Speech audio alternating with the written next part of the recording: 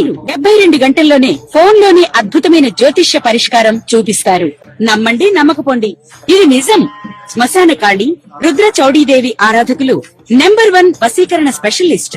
గురూజీ మనిషి పుట్టుక నుండి చనిపోయే వరకు వచ్చే అన్ని క్లిష్టమైన సమస్యలకు పరిష్కారం ఇక్కడ లభిస్తుంది. విద్య, ఉద్యోగం, వ్యవహారం, స్త్రీ ప్రేమ, పెళ్లి, సంతానం, స్త్రీ పురుష వశీకరణం, భూవశం, భార్యాభర్తల కలహాలు, కోర్టు సమస్యలు, విడాకుల సమస్యలు, చేతబడి, అప్పుల బాధ, ఇంకా మీకు ఎలాంటి సమస్యలు ఉన్నా 72 గంటల్లోనే. జై శ్రీమన్నారాయణ. నేను మీ ఐకాన్ ఆస్ట్రాలజర్ గట్టుపల్లి సురేష్ బాబు. మనకి ఇప్పుడు మనము ఏ విషయం గురించి మాట్లాడడానికి వచ్చాము అంటే కనుక ద్వాదశ రాశుల వారి గురించి మనం ప్రస్తావన చేయడానికి వచ్చాం. దాంట్లో ముఖ్యంగా ఇటీవల మారినటువంటి గ్రహస్థితిని ఒకసారి గమనించినట్లయితే మొదటిగా మనకి జూలై 27వ తారీఖున వక్రగతిలోకి మారినటువంటి శని భగవానుడు ఇక్కడ మీనరాశిలో. రెండోది ఆగస్టు 12వ తారీఖున కర్కాటక రాశి ఆశ్లేష నక్షత్రం 3వ తారీఖుని 12వ తారీఖున ఆశ్లేష నక్షత్రం 3వ పాదం ఏర్పడినటువంటి సూర్యగ్రహం. అలానే కుంభరాశి శతభిష నక్షత్రం 2వ పాదంలో ఏర్పడేటువంటి ఏదైతే ఆగస్టు 28వ తారీఖు పౌర్ణమి రోజున సంపూర్ణ చంద్రగ్రహం. ఆ తర్వాత సెప్టెంబర్ మాసం 2వ తారీఖున మనకి మారేటువంటి శుక్రుడు ఇక్కడ స్వస్థానానికి మనకి తులారాశికి వస్తూ ఉన్నారు. దాంతోపాటు సెప్టెంబర్ 7వ తారీఖున మనకి మారేటువంటి బుధ భగవానుడు ఇతను ఎక్కడికి వస్తున్నారు? కన్యారాశికి వస్తున్నారు. ఈ కన్యారాశిలో సెప్టెంబర్ 7వ తారీఖున సంభవిస్తున్నారు. అంటే ఇక్కడ మనకి రవి భగవానుడు 17వ తారీఖు వరకు కూడా ఎక్కడ ఉంటారు? సింహరాశిలో. ఈ సింహరాశిలో సంచరిస్తూ 17వ తారీఖు సెప్టెంబర్ మాసంలో కన్యా రాశికి సంచరిస్తూ ఉంటారు. ఇవి గ్రహస్థితి. ఇప్పుడు ఈ గ్రహాల యొక్క స్థితిగతులు అంటే సెప్టెంబర్ 12వ తారీఖు వరకు కూడా 3 గ్రహాలు వారి వారి యొక్క స్వస్థానాల్లో సంచరిస్తూ ఉన్నాయి. ఆ తర్వాత 17వ తారీఖు తర్వాత 2 గ్రహాలు వారి వారికి స్వస్థానంలో సంపాదిస్తూ ఉన్నాయి. ఇక ఆగస్టు 28 అలానే ఆగస్టు 12వ తారీఖు సంచరించేటువంటి కర్కాటక రాశిలోనూ అందులో కుంభరాశి ఏర్పడే గ్రహరిచ్చే ఛాయలు ఇవన్నీ కూడా మనము చూసుకున్నట్టయితే అలానే 27వ తారీఖు మారినటువంటి శని భగవానుడు డిసెంబర్ 11వ తారీఖు వరకు కూడా ఒక్కరి దృష్టిలో ఉంటాడు. ఈ యొక్క గ్రహస్థితిని మనం గమనించి ఆలోచించి సంచరించినట్టయితే కనుక ఈ యొక్క రాశి ఫలితాలు ఈ యొక్క గ్రహస్థితిని మనము చూచుకొని వీటికి సంబంధించినటువంటి రాశి ఫలితాలు ఎలా ఉన్నాయి, ద్వాదశ రాశుల వారికి ఎలా ఉన్నాయి, మంచి శుభ దృష్టి ఉంటుందా, అశుభ దృష్టి ఉంటుందా, ఇంకేదైనా బాగుంటుందా ఒకసారి మనం పరిశీలన చేసినట్లయితే కనుక ఖచ్చితంగా మనము తీసుకొని చూసుకోవాలి. అలానే కొన్ని రాశుల వారికి శుభ ఫలితాలు ఉన్నాయి, కొన్ని రాశుల వారికి అయితే శుభ ఫలితాలు మాత్రమే ఉన్నాయి, కొన్ని రాశుల వారికి అయితే కనుక అశుభ ఫలితాలు కనపడతా ఉన్నాయి. కాబట్టి మరి ఈ సెప్టెంబర్ మాసం నుంచి కూడా డిసెంబర్ మాసం వరకు మనం ఆలోచించినట్టయితే కనుక మరి యొక్క గ్రహస్థితి ఇలా ఉండగా మరి ఈ యొక్క గ్రహాల యొక్క స్థితిగతుల ప్రకారంగా మరి జాతకంలో దశలు, అంతర్దశలు, గోచారం వీటితో పాటు ఇంకేమైనా దోషాలు ఉన్నాయా? కాలసర్పదోషం, నాగదోషం, కుజదోషం ఉందా, లేదా నరదోషం అంటే నరదిష్టి, నరఘోష ఉందా, పితృదోషాలు ఉన్నాయా, ఇంకేమైనా దోషాలు ఉండడం వల్ల మనం ఎదగలేకపోతున్నామా, లేకపోతే అసలు ఏంటి మన జాతకాలు ఎలా ఉంటున్నాయి, మారబోతున్నాయా, మరి ఇంకేదైనా విపత్తులకి లేకపోతే ఇంకొకరి చేతులు బలైపోతున్నాయా, లేకపోతే చాలా జాగ్రత్తగా ఉండాల్సి వస్తుందా, లేదా గండాలు ఏమైనా ఉన్నాయా, లేదంటే జీవితంలో ఏం చేస్తే మనం బాగుపడతాం, ఎలాంటి చేస్తే మనము నేతృత్వంలో బాగుంటాం, ఎలాంటి రంగాల్లో మనం రాణిస్తాం అనేక మనం గమనించినట్టయితే కనుక ఒక్కసారి మనం పరిశీలన చేసుకుందాము. మొదటిగా అందులో మనకి ద్వాదశ రాశుల్లో ఒకటి ధనుసు రాశి. ఈ ధనుసు రాశి వారికి ఇటీవల మారినటువంటి గ్రహాల యొక్క స్థితిగతుల ప్రకారంగా మనం ముందుగా అనుకున్నట్టుగానే ఈ ధనుసు రాశి వారికి ఏంటంటే కనుక ఇటీవల ఎవరికైనా పెళ్లి ఉంటే కనుక అంటే ఈ మాసంలో కావచ్చు, ఈ సంవత్సరంలో కావచ్చు, ఈ ఏడాదిలో కావచ్చు, ఎవరికైనా పెళ్లి ఉంటే లవ్ మ్యారేజ్ అయితే మాత్రం ఖచ్చితంగా మీరు ఇబ్బంది పడతారు. కాబట్టి కొంచెం మీరు ఆలోచించుకొని లవ్ మ్యారేజ్ అయినా అరేంజ్ మ్యారేజ్ చేసుకోండి. లవ్ మ్యారేజ్ ధనుసు రాశి వారికి సెట్ అవ్వదు. అలానే ఈ ధనుసు రాశి వారి పెళ్లి విషయంలో చాలా జాగ్రత్తగా లేకపోతే మాత్రం కొంచెం ఇబ్బంది అయితే కలుగుతుందండి. ఎందుకంటే శుభస్థం అంటే పెళ్లి చేసుకుంటే ఇదేందని అనుకుంటారు, కానీ రేపటి రోజున పెళ్లి అయిన తర్వాత బాధపడకూడదు కదా. కాబట్టి ధనుసు రాశి వారు పెళ్లి విషయంలో మాత్రము గోచార ప్రకారంగా అయినా, నక్షత్ర ప్రకారంగా అయినా, అలానే వారికి ద్వాదశ రాశులు ఎవరు చేసుకున్నా కూడా నవాంశాలు ఒకటి చెక్ చేసుకోండి. అలానే కంపాటబిలిటీ 36 మినిమం 24 పాయింట్స్ వస్తేనే పెళ్లి చేసుకోండి. అన్ని రకాలుగా కూడా కలిసి వస్తే మాత్రమే ధనుసు రాశి వారు పెళ్లి చేసుకోండి. లేకపోతే మాత్రము దాంపత్య జీవితము చాలా ఘోరాతి ఘోరంగా ఉంటది. ఇది మిమ్మల్ని భయపెట్టట్లా, రేపటి రోజు మీరు ఇబ్బంది పడకూడదని నేను చెప్తా ఉన్నా. కాబట్టి దానితో పాటు అరేంజ్ మ్యారేజ్ అయితే మీకు కొంచెం సౌకర్యంగా ఉంటది. అలానే ఒరిజినల్ డేట్ ఆఫ్ బర్త్ ఉంటే కనుక చాలా మంచిది, లేదంటే ఇక నామ నక్షత్రమే. ఇకపోతే ఇక పెళ్లి చేసుకునే వారు ధనుసు రాశి వారికి మంచి సదృష్టం అని చెప్పుకోవచ్చు. ఇక ఈ సెప్టెంబర్ మాసం అయితే పెళ్లి చేసుకునే యోగ్యత మీకు అందరికీ కూడా బాగుంటుందని చెప్పొచ్చు. ఇక ధనుసు రాశి వారికి ముఖ్యంగా చూసినట్టయితే కనుక జాబ్ లో వెసులుబాటు, ప్రమోషన్స్, ఇంక్రిమెంట్స్, అలానే స్థల మార్పిడి కూడా, జాబ్ కూడా మార్పిడి చెందేటువంటి అవకాశం మీకు కనిపిస్తా ఉంది. దానితో పాటు ధనుసు రాశి వారికి మరొకటి, వ్యాపారం ఏదన్నా కొత్తగా రావాలనుకున్న, వ్యాపార సంస్థలు అడుగు పెట్టాలనుకున్న, వ్యాపారం మొదలు పెట్టాలను, వ్యాపారం చేయాలనుకున్నా కూడా అద్భుతంగానే ఉంది. కాబట్టి ఏదైనా రియల్ ఎస్టేట్ రంగంలో కావచ్చు, బ్యాంకింగ్ సెక్టార్ లో కావచ్చు, ఏదైనా షేర్స్, మ్యూచువల్స్, కాంట్రాక్ట్స్, ఇందులోనూ మళ్ళీ కూడా ఎక్స్పోర్ట్ ఇంపోర్ట్ రంగాలన్నింటిలో కూడా మీకు బాగుంటుంది. కానీ పార్ట్నర్షిప్ వ్యాపారాలు చేయకండి.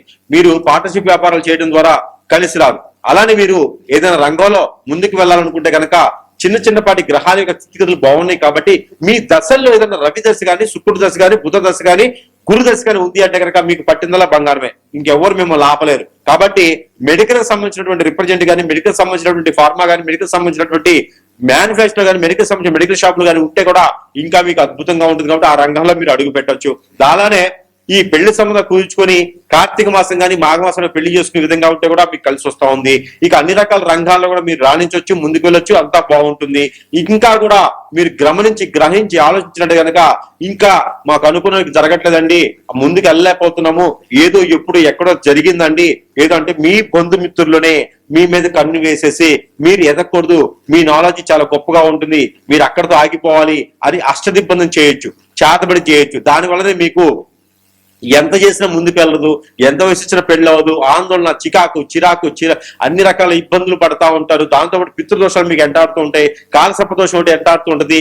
వీటికి సంబంధించిన పరిహారాలు చేసుకుంటూనే ఎప్పుడైనా మన సురేష్ గారికి సంప్రదించినట్టయితే కనుక మీకున్న సమస్యల పరిష్కార మార్గం చూపించే విధంగా ఉంటూ, అలానే ఇప్పుడు మనం చెప్పిన పరిహారం చేసుకుంటూ మీకు సమీప దూరంలో ఎక్కడైనా నాగపడిగలు కానీ, సుబ్రహ్మణ్య స్వామి కానీ, అయ్యప్ప స్వామి వారు కానీ ఉంటూ, అక్కడ ఏదైనా కుమారస్వామి కానీ ఉన్నట్టయితే కనుక అక్కడ అభిషేక అర్చన చేయించుకుంటే కనుక మీకు అన్ని రకాల బాగుంటుంది. వినాయక స్వామి వారికి అయితే కనుక ఖచ్చితంగా మీరు ఏదైనా పొట్టు వస్త్రం సమర్పించడం, గుంజులు తీసుకోవడం, ఆ వినాయక స్వామి వారికి మీరు ఎక్కువగా గరికా బెల్లం పెట్టడం చేయండి. ఎట్లయినా సెప్టెంబర్ మాసంలో మీకు భాద్రపద మాసంలో వినాయక చవితి వస్తుంది కాబట్టి వినాయక చవితి పర్వదినాలు కనుక మీరు ఏదైనా పచ్చపెసలు కానీ, బ్రౌన్ శనగలు కానీ గుగ్గిళ్ళుగా వండేసి ఆ స్వామి వారికి నైవేద్యం పెట్టినట్టయితే కనుక మీకు ఉన్నటువంటి విఘ్నాలే కాకుండా, కష్టాలే కాకుండా అన్ని రకాల రంగాల్లో ముందుకెళ్లేదానికి ఎక్కువ అవకాశాలు కనబడుతున్నాయి. కాబట్టి ఇలాంటి చిన్న పరిహారం చేసుకున్న అదృష్టవంతులు అవ్వచ్చు ధనుసు రాశి వారు.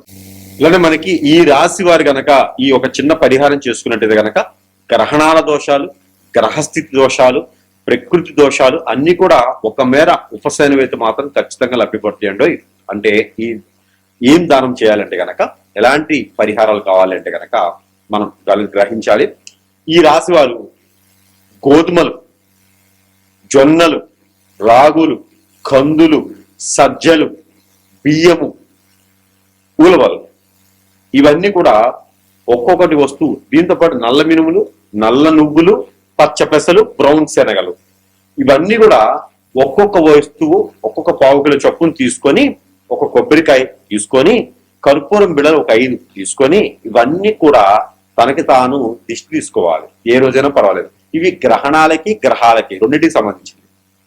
అందరూ చేసుకోవాల్సి ఇది తీసేసుకొని తల చుట్టూ 7 టైమ్స్, తల దగ్గర నుంచి కాలు వరకు 7 టైమ్స్ దిష్టి తీసుకొని ఎక్కడైనా పారిడి నీటిలో కానీ, పొదలగొని చెట్లలో కానీ వేసేసేయాలి.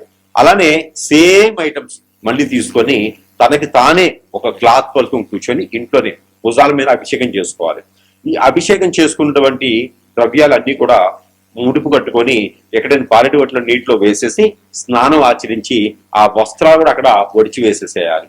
ఎక్కడైనా వచ్చిన తర్వాత అమ్మవారికి, స్వామివారికి కానీ మట్టి ప్రమిదలో 2 వత్తులు వేసి దీపారాధన చేసుకోవాలి. అలానే ఆవు పాలు ఒక 1/2 లీటర్ తీసుకొని ఒక మట్టి పిడకలో పోసుకొని, ఇది మంగళ శనివారాలు చేసుకోవాలి, మాసంలో ఒకసారి చేస్తే సరిపోతుంది, అందరూ చేసుకోవచ్చు. అలానే మట్టి పిడకలో పోసుకొని ఒక జాజికాయ, ఒక పసుపుకు ఒక చిటికెడు, జాజికాయ ఒకటి, అలానే నల్ల నువ్వులు ఒక చిటికెడు, ఆ నల్ల నువ్వులు ఒక చిటికెడు, తెల్ల ఆవాలు ఒక చిటికెడు దాంట్లో వేసేసి ఇవన్నీ కూడా తల చుట్టూ దిష్టి తీసేసుకుని ఒక 7 సార్లు, తల దగ్గర కాలువరికి 7 సార్లు దిగదార్చుకొని ఇవన్నీ కూడా తీసుకుని ఇక్కడ పుట్ట దగ్గర కానీ చెట్టు దగ్గర కానీ ఏ చెట్టుని పర్ల రోడ్డుకి ఇరువైపులు కనుక పెట్టినట్టయితే అన్ని రకాల అవరోధాల నుంచి మీరు బయటపడ్డట్టే.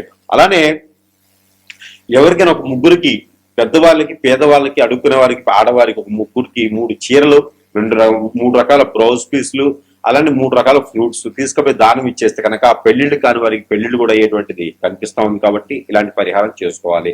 అలానే మీ అందరూ కూడా ఎక్కడైనా మీరు స్నానం చేసే నీటిలో పసుపు గాని లవంగాలు గాని, ఇంగువ గాని, అలానే స్నానం చేసే నీటిలో ఉప్పు గాని, అలానే నల్ల నువ్వులు గాని, నల్ల మినుములు గాని, మిరియాలు గాని, లేకపోతే దాల్చిన చెక్క, లవంగాలు, ఇలాచి, ఇలాంటి ఏదైనా ఒక వస్తువు, ఒక చిన్న బయట వస్తువు తీసుకొని స్నానం చేసి నీటిలో వేసుకొని స్నానం చేస్తే మీకు నరదిష్టి, నరఘోష కూడా ఖచ్చితంగా పటాముంచలేదానికి ఎక్కువ అవకాశాలు కనపడతా ఉన్నాయి. కాబట్టి ఈ రాశి వారి దగ్గర ఖచ్చితంగా మరొక విషయం ఏంటంటే కనుక మీరు అందరూ కూడా ఏం చేయాలంటే సమీప దూరంలో ఎక్కడైనా సుబ్రహ్మణ్య స్వామి గుడి ఉంటే కనుక ఆ సుబ్రహ్మణ్య స్వామి దగ్గర 41 రోజు లేదా 21 రోజు లేదా 11 రోజులైనా సరే ఆ వారి పాదాల చెంతన కళ్ళు కొంచెం వేసిరండి. లేదు అంటే కనుక నాగపడిగలు ఉంటాయి, ఎక్కడైనా సరే మానస వారి నాగపడిగలు ఉంటాయి.